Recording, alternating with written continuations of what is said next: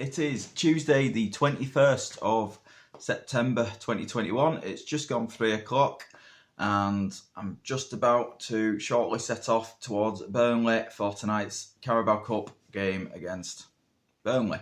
Not been to a match for a while now. I think it's a few weeks since my last game. It was the one on the Friday night against Colchester, so feeling a bit rusty, but hopefully it'll be 2 games this week. Got Burnley tonight, then we got Oldham at home on Saturday, so hopefully if things are quiet at work, I might be able to get an early dart, finish at midday, and get straight up the M6 to Rochdale on Saturday.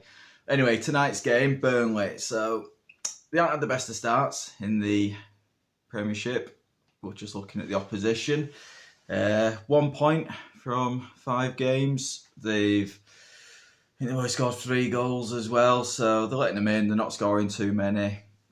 I think tonight will still be a tough test, but I feel like we've faced tougher in recent years, thinking Spurs, Man United, even Newcastle. I feel like they were a tougher test than what this Burnley side can throw at us. Famous last words.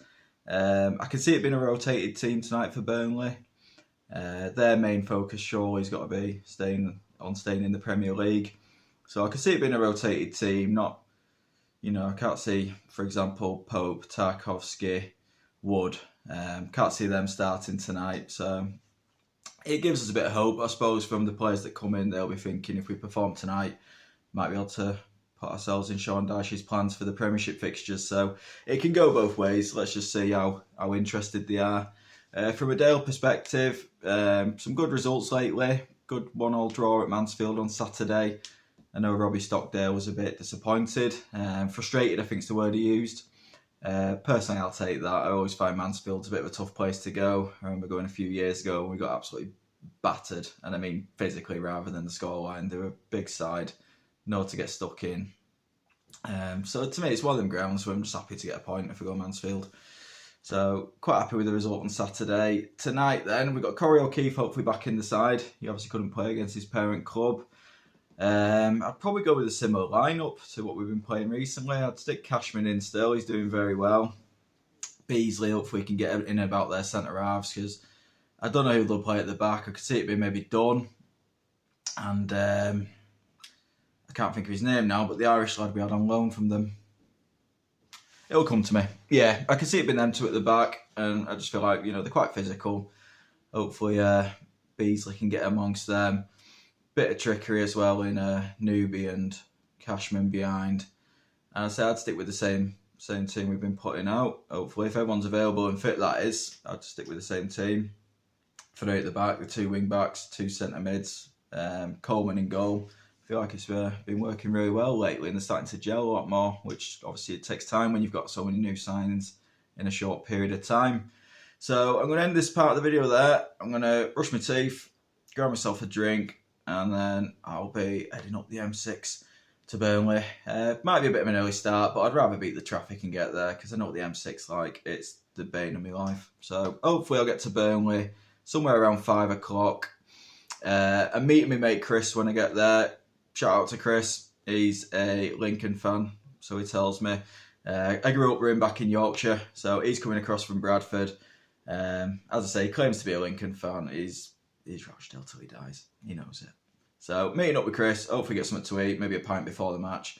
Might be meeting up with a couple of others as well who come across, but we'll see. See what happens. Up the Dale. Right, it's now 5:45. Got to Burnley about just before 5. Traffic was fine on the M6. No complaints. So I'm currently in Tesco's in the car park. Just wanted to do a little extra to the video and say what a brilliant Tesco's it is in Burnley. Honestly, it's like Trafford Centre. Yeah, I've got a few bits. See a few bits in the reduced section. Make some good Christmas presents. Got some clothing as well. When we're at till and flagged up, with the light, because I need to take the security tag off. Woman comes over and she goes, "You alright?" I was like, "Yep, definitely in Burnley." Right, I'm heading to cricket ground now because I had a message from Chris who's parked up. £7, which is a bit steep, but never mind.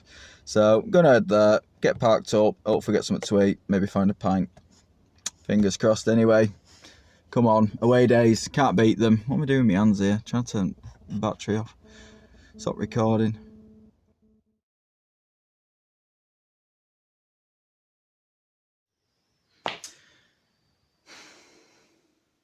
So it is 23:40, 20 to midnight. I've just got back home after travelling back from Burnley.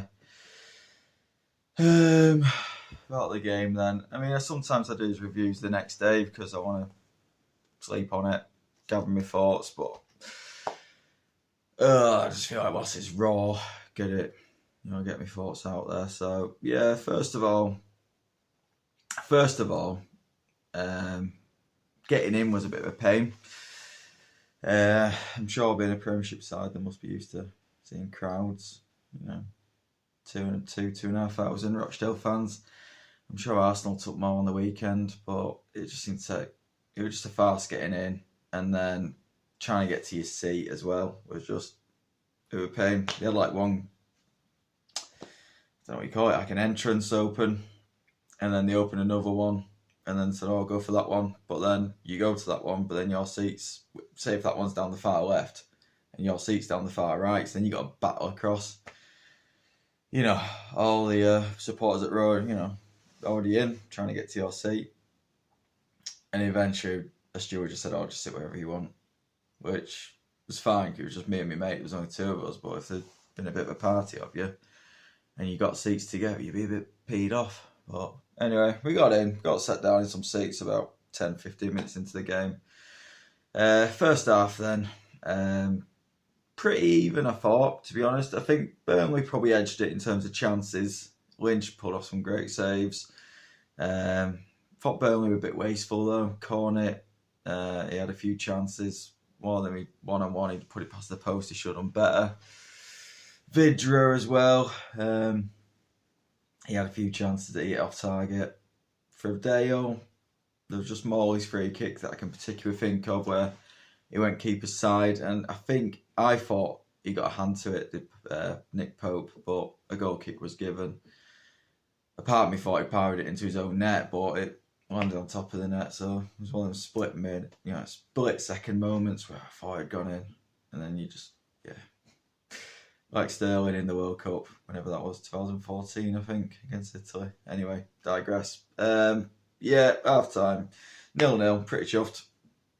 Second half, we came out well, got at them. Beasley, I think, I never remember goals that well. I think he started dribbling from like the right side of the box, possibly took it past one, got it on his left foot, hit a low shot, back across the keeper into the far bottom corner. From where I was sat, I couldn't really see. I mean, I didn't know it hit the back of the net until the old bloody stand erupted, and then obviously I had like Beasley and Cashman running off towards the fans. But I think pretty much the whole team was there. It was good moments. That's what I do love about, particularly on away days, is just that, collective feel when you score a goal between the players and the fans. Didn't last long though, did it? I don't know how many minutes it was between Beasley's goal and J Rod's first. Shout out to J Rodriguez. He just showed, I guess, what a good kind of, the movement that's required to be a good top centre forward. Again, I mean, being a bit critical of Daly, but I'm used to conceding from free kicks and corners and crosses now. It's just, I mean, it goes back probably Keith Hill, maybe even his first spell, and Coleman and Air in between, but we just cannot defend crosses. I don't know what it is, we're just bad at it, really are bad at it, and I don't know why, because there's quite a few managers now that have tried to sort it out, but I can't remember the last time you could say, we've got this, we're good at defending corners. It's just such an easy way to score for the opposition, I mean. But I mean, the thing is, you got Max Taylor at the back, who's 18, 19, same with Jareel Dorset. As far as I'm aware, neither of them have played any real first team men's football before, so tonight they'll learn from, playing against the likes of J Rodriguez, Matej Vidra, Chris Wood when he came on. They'll learn from that and hopefully become better players as a result of it. I don't think either of them played particularly badly. I think it's just, obviously Rodriguez, he's played his full career at the Premiership, if not Championship, hasn't he? So, yeah, frustrating, but it's one of those. We second half, I say, to be fair, we're what 3, maybe 4-1 down when we started trying to get at them again. It was probably a bit too little, too late. We did try and get down the wings. We got some good crosses in, but again, just couldn't attack them. Or I think it was a low one. I think it was possibly from O'Keefe. Again, it just flashed across the goal, and you're just begging for someone to tap it in. But one of those, unfortunately. Again, didn't really expect anything from tonight. Man of the match, if I had to pick one, especially going off first half performance, it'd be Owen O'Connell. I thought his reading of the game in terms of his positional sense and some of his headed clearances where he was getting down low and diving headers to clear them away, and just his positional sense, reading of the game. And then when he's on the ball as well, I felt like he brought it out really well at the back and tried to link up with the midfield. So yeah, Owen O'Connell for me. Yeah, one of those, unfortunately. But we move on. Saturday we got Oldham at home. They got nearly swore then. They got well beaten, should we say, tonight, looking at the score. So, given how football works, they'll probably beat us. But fingers crossed they won't. It's going to be a big game. There's a lot of tension between Oldham and their ownership. So, I can see a lot of Oldham fans coming, because as far as I'm aware, only season ticket holders are allowed into Boundary Park at the minute. You know, if you don't have a season ticket, you're not getting in, which I don't know how that's going to work with away fans, but I can imagine a lot of them, if they can come to Rochdale, they will be doing so. Whether or not they come and cause issues, not saying they'll cause issues with Rochdale, with the fans, but, you know, cause issues to protest at their ownership is another thing to be seen, I guess. So, yeah, feel for them, but hopefully we'll still beat them.